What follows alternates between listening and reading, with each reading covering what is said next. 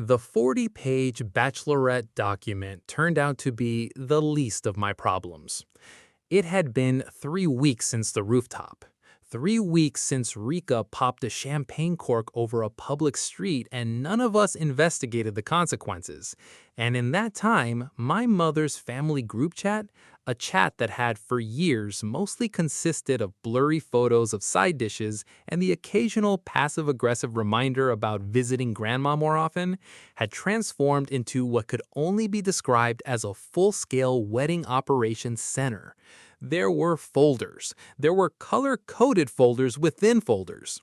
Rika had created a shared spreadsheet titled Operation Junho, a portmanteau neither Rita nor I had signed off on, but which had apparently been trending in the group chat for so long it was now considered canon.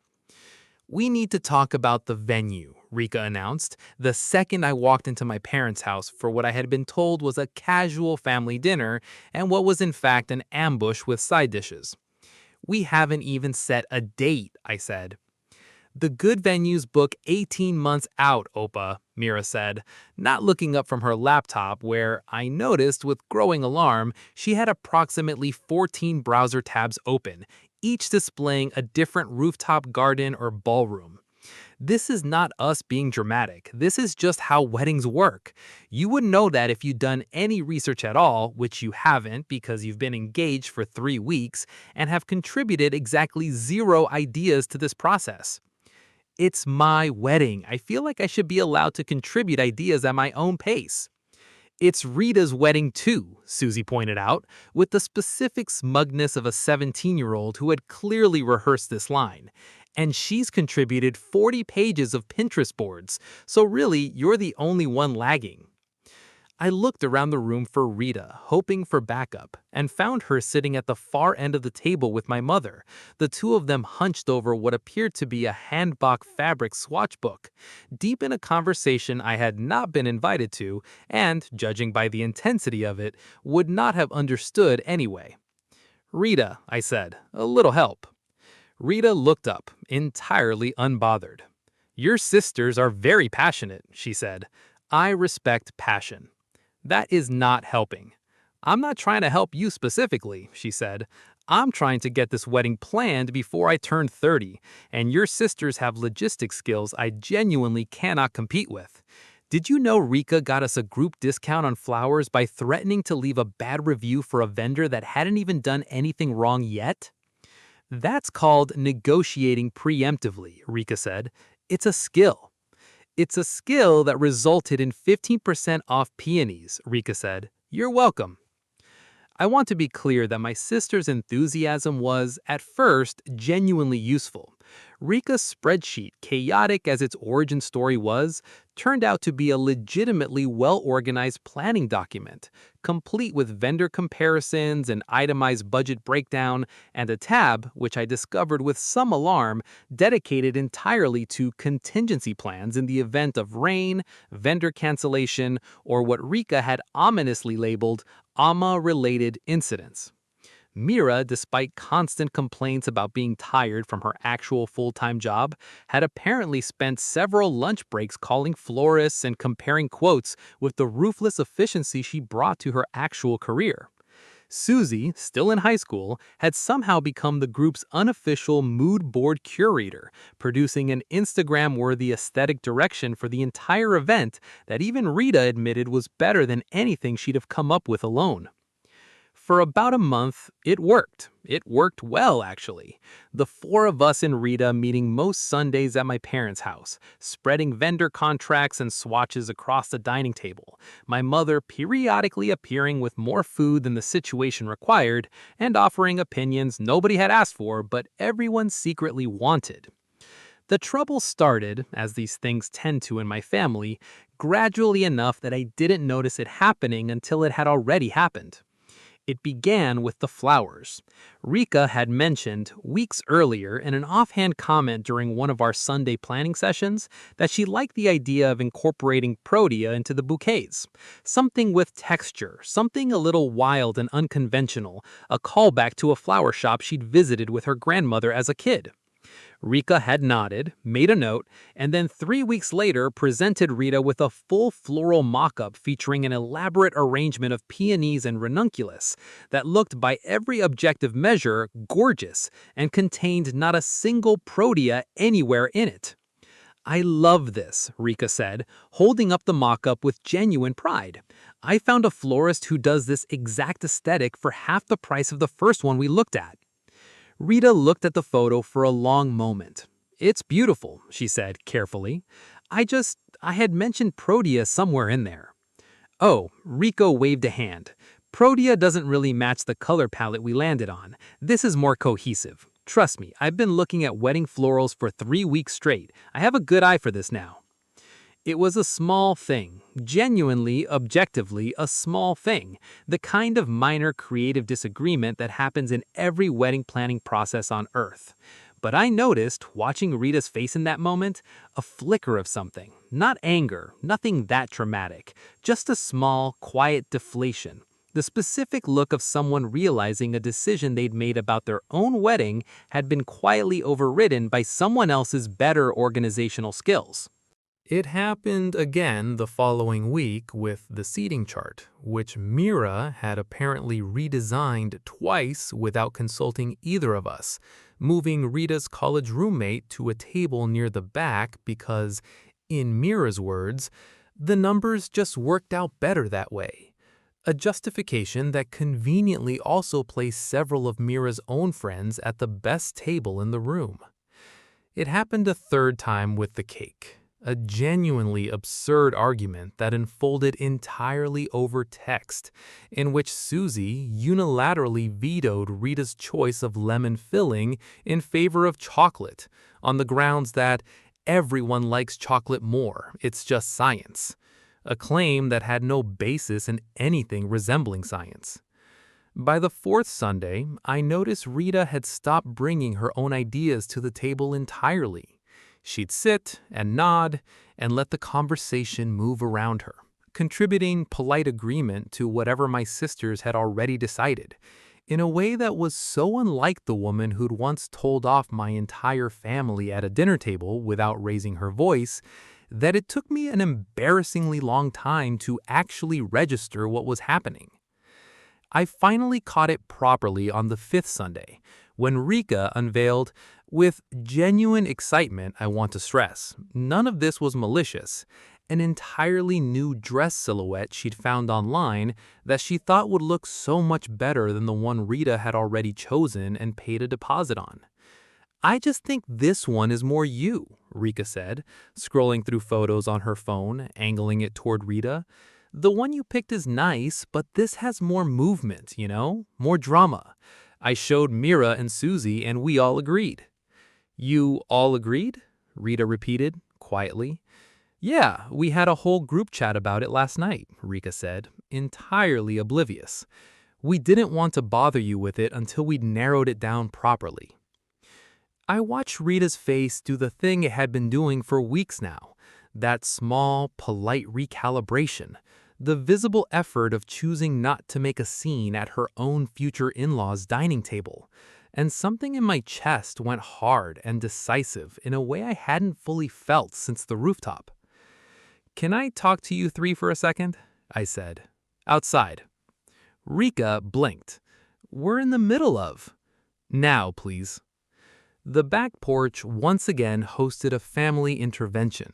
Except this time, I was the one doing the intervening, and my three sisters, sensing something had shifted in the air, filed outside with the specific wariness of people who had never once in their collective lives seen me this serious about anything. "What's going on?" Mira said, arms crossed, though there was less confidence in it than usual. "I need you three to actually hear me right now and not turn this into a joke in the next 30 seconds, because I know that's your instinct, and I need you to fight it, just this once." Nobody said anything. That alone told me they understood something real was coming. "I love that you've thrown yourselves into this wedding. I do. I know it comes from a real place. You three have loved Rita since before I even admitted I loved her, and I will never stop being grateful for that, genuinely. But somewhere in the last month, this stopped being Rita's wedding and started being your project. You've been making decisions about her flowers, her seating chart, her cake, her dress, without asking her, or asking her and then quietly overruling her anyway when your idea sounded better in your heads. And I've watched her sit at that table every single Sunday getting smaller and smaller, agreeing with things she doesn't actually want because she loves you three too much to fight you on it. Rika opened her mouth. I held up a hand. Let me finish. I know none of you meant any harm. I know this is what love looks like for you. Showing up, taking charge, fixing things before anyone even has to ask. That's genuinely one of the best things about this family, and it's exactly why Rita fell in love with all of you as much as she fell in love with me. But a wedding isn't a problem that needs fixing. It's supposed to be hers, ours. And right now, it doesn't feel like that to her, even if none of you can see it yet. The porch was quiet for a long moment. Susie was the first to speak, her voice smaller than her usual confident chirp. Is that really how she's felt this whole time? I think so. I don't think she was ever going to tell you because she loves you too much to make you feel bad about it. So I'm telling you instead. Rika, who had not gone quiet this long since approximately the third grade according to family legend, finally exhaled. I genuinely thought I was helping, she said, and there was something raw in it, none of her usual performance. I've been so excited about all of this. I didn't think about whether I was actually listening to what she wanted or just doing what I thought was best. I did the same thing with the seating chart, Mira admitted. I told myself the numbers just worked out that way, but if I'm honest, I moved her roommate because I wanted my friends at the good table. That's actually kind of embarrassing now that I'm saying it out loud. I don't even like chocolate cake that much, Susie said, with the specific misery of a teenager confronting her own pettiness in real time. I just wanted to win an argument. I'm not trying to make you three feel terrible.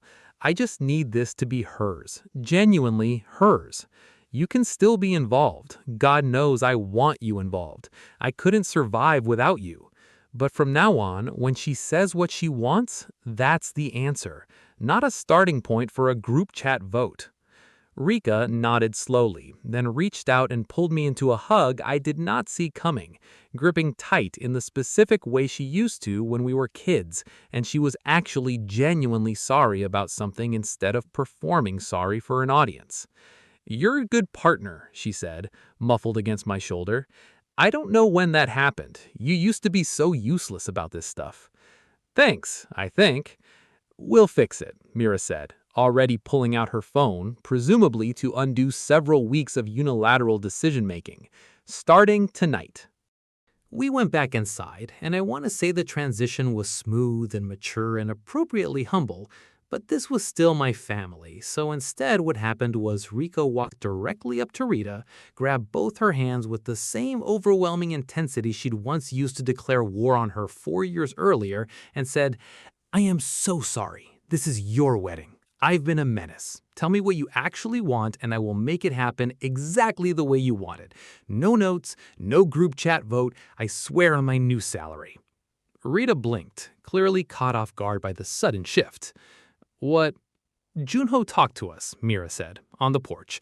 "It was actually kind of moving, which is deeply annoying because I don't like when he's right about things." "He said we've been taking over," Susie added, looking genuinely stricken. "Which, I mean, we have been. I vetoed your cake flavor because I wanted to win, and that's not a good reason." Rita looked at me across the room, something soft crossing her face that made my chest tighten in a completely different way than the tension from 10 minutes ago. "You did that?" "I noticed you'd gone quiet," I said. "I didn't like it. This is supposed to be your wedding as much as mine, and I wasn't going to sit there and watch 3 well-meaning tornadoes planet around you instead of with you." "Well-meaning tornadoes," Rika repeated. "I'm framing that, putting it on a shirt." Rita crossed the room and kissed me, quick and warm, right there in front of my entire family, which she rarely did, generally preferring to save that for when we weren't surrounded by an audience that would absolutely make it weird. That, she said, was genuinely one of the more romantic things you've done this entire engagement, and you did it by yelling at your sisters on a porch. I didn't yell. You did the calm, serious voice, Susie said, which is scarier than yelling. We should have known something was up the second you used it. For the record, Rita said, turning back to the three of them, I do want protea in the bouquets. I want my actual seating chart back, roommate at the good table included, and I want lemon filling because I have genuinely never liked chocolate cake, and I've been too polite to say so for a month. Lemon, Susie said solemnly, like she was accepting a court verdict. Understood. I withdraw my objection entirely. I'm calling the florist right now, Rika said, already dialing. Protea. Full stop. I will personally drive to South Carolina if I have to. Mira had her laptop open within seconds, pulling up the seating chart software with the grim determination of someone undoing a crime. Give me 20 minutes, she said. I'm putting everyone back exactly you had them. I sat down next to Rita at the table, watching my sister scramble, genuinely and immediately, to correct 3 weeks of well-intentioned overreach, and felt something settle in my chest that had nothing to do with wedding logistics at all. Thank you, Rita said, quietly, just to me, while chaos unfolded around us, for noticing and for saying something. I wasn't going to. I know, that's exactly why I had to. The next several weeks unfolded with a version of the planning process that actually worked. My sister still deeply, chaotically involved, but genuinely checking in now, actually asking instead of assuming, occasionally catching themselves mid-suggestion and rerouting it into a question instead.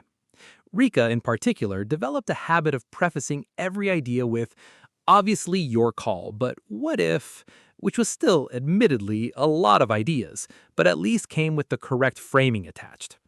It was around this time that Mira started being noticeably, suspiciously less available. Where's Mira? I asked one Sunday, looking around the table at only 2 sisters instead of the usual 3. Date, Susie said, not looking up from the mood board she was still, blessedly, allowed to curate. A date on a wedding planning Sunday, the sacred day. His name is Daniel, Rika said, with the specific delight of someone who had already clearly interrogated the situation thoroughly on Mira's behalf. When did this happen? 6 weeks ago, Susie said. You'd know if you paid attention to the group chat instead of just a wedding planning thread. I did not, in fact, pay close attention to the general family group chat, mostly out of self-preservation, but I made a mental note to actually scroll up sometime this week and catch up on whatever I'd apparently missed. What I noticed over the following month was a genuine and fairly dramatic shift in my sister Mira's priorities.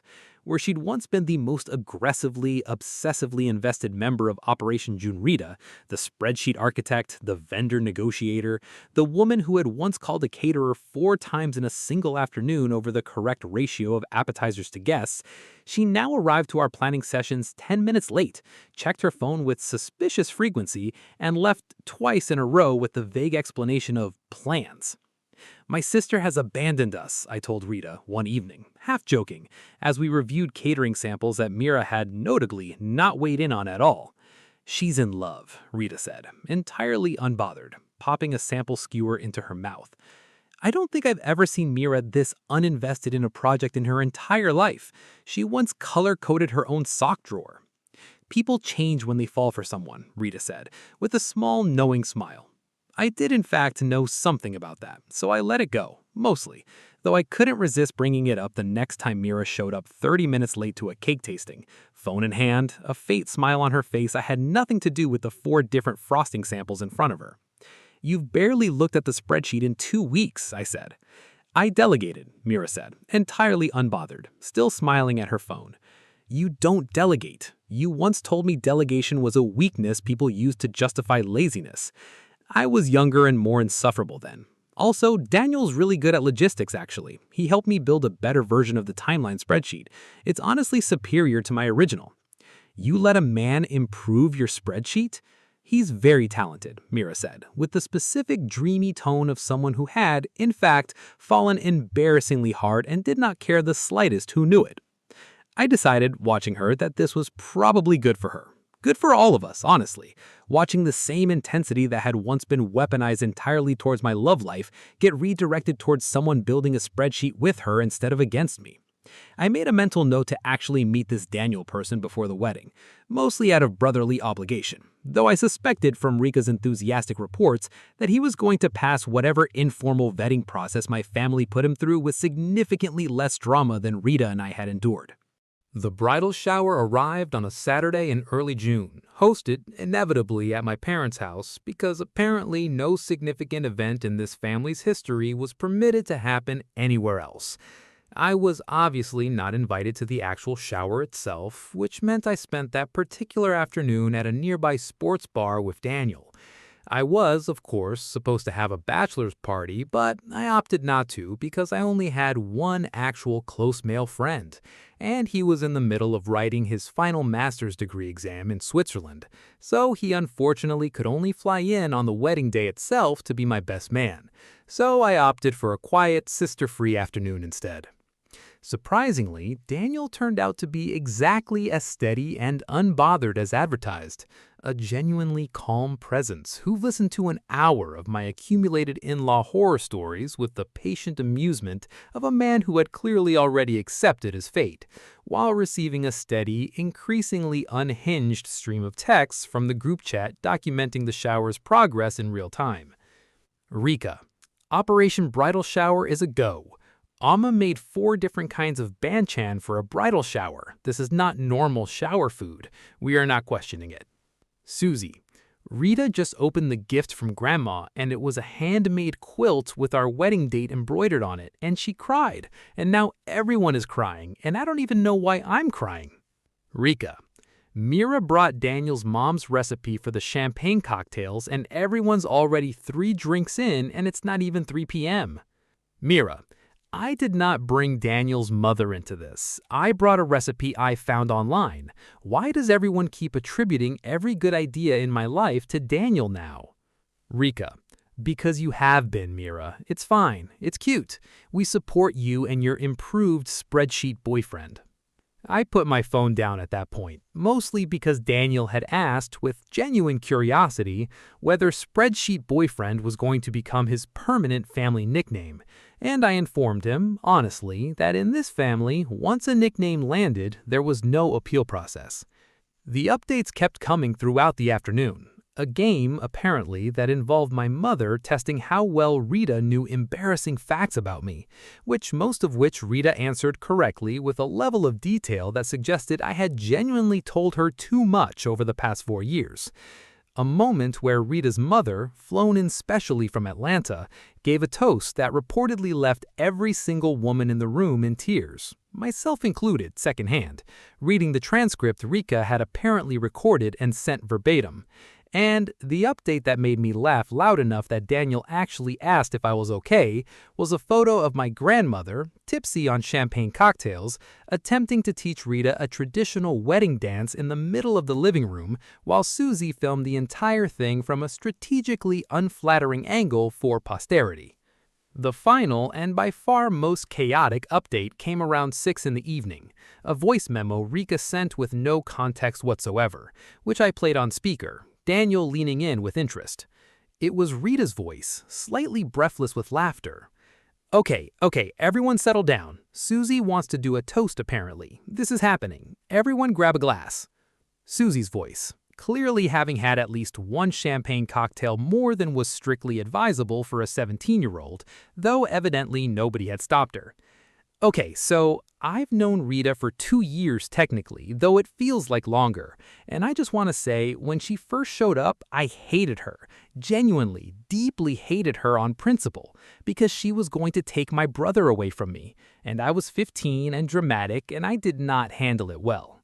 Laughter in the background, my mother's voice audible somewhere, telling her to get to the point. And I now can't actually remember what my life was like before she was in it. She helped me with my college essays. She let me cry on her couch when I got dumped by that idiot in 10th grade. She's better at doing my hair than I am. She's the older sister I never had and desperately needed, because Mira and Rika are chaos, and I needed one adult woman in my life who actually had it together. Rika's voice. Offended? Excuse me? And I just want to say, Rita, I am so glad you got tricked into pretending to date my brother, because it's genuinely the best thing that ever happened to this entire family. And I love you, and I can't wait to actually, legally be your sister. There was a pause on the recording, followed by what sounded like a room full of women crying simultaneously, and then Mira's voice, thick with tears, cutting in. I want to say something too. When you first showed up, I thought, okay, this is temporary, this is a plan, this isn't real, and I made it my entire personality to try to prove that. I sprinkled salt behind you, I compiled a literal dossier on you looking for weaknesses. And the whole time I was doing that, you were just being genuinely, consistently kind to all of us, even when we didn't deserve it, especially when we didn't deserve it. And somewhere along the line, I stopped trying to find your weakness and started genuinely, completely loving you. And I don't know exactly when that happened, but I'm really glad it did. Rika's voice again, considerably more composed than I expected given the circumstances. I don't really have anything more eloquent to add, everyone already said the good stuff, but I do want to say Junho talked to us a while back about how we'd been taking over the wedding planning instead of listening to you, and I want you to know that conversation actually meant a lot, because it reminded us that this family doesn't just love you as an idea, or as our brother's girlfriend, or as someone who makes really good japchae. We love you as you specifically, the actual person, and we should have been better about showing that from the start, instead of steamrolling you with spreadsheets. So, I'm sorry about the spreadsheets. I love you. Welcome to the family officially in about 4 months, though honestly, you've been family for 2 years already. The paperwork's just catching up. The recording ended there, presumably because someone, likely my mother, had confiscated Rika's phone to prevent further emotional devastation. I sat there in the sports bar, phone still in hand, feeling something thick and warm settle in my chest, and became aware that Daniel was watching me with the specific expression of a man reevaluating exactly what he was marrying into. "They're a lot," I told him. "They're wonderful," he said, genuinely. "Mira talks about all of them constantly. I get it now." "You get what?" "That she stopped being so intense about the wedding spreadsheet. It's not that she doesn't care, it's that she finally trusts it's actually going to be okay without her micromanaging every detail. That's a big shift for her. I think you all did that for each other, honestly. Made room for each other to just be happy instead of anxious."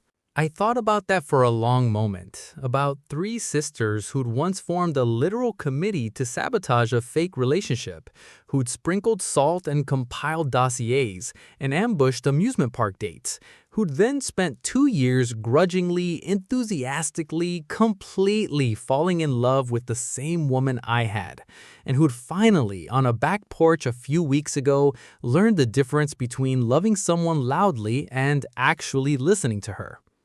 "Yeah," I said, "I think we did."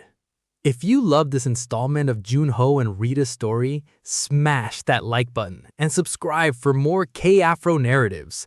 Let us know in the comments, are you enjoying the flow of the story so far?